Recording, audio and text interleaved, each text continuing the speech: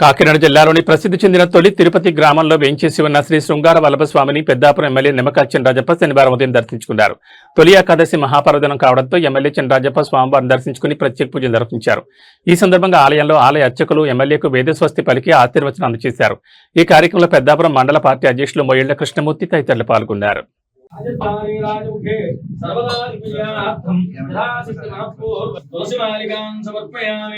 ఓం నమో నారాయణాయ ఓం నమో భగవతే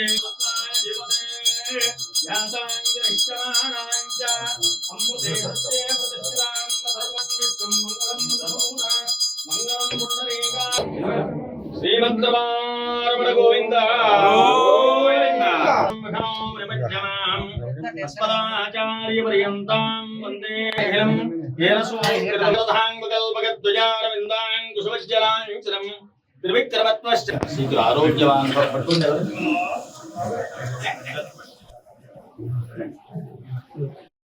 సర్పంచ్ గారు ఏంటి గారు ఇలాగ ఈ పక్క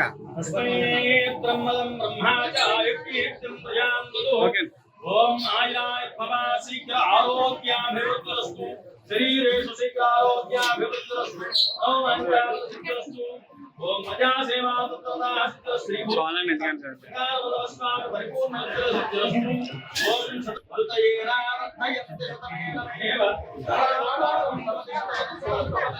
ఈశ్వర్యం భవతి శతమే శతంతే తమాయు ఆయారో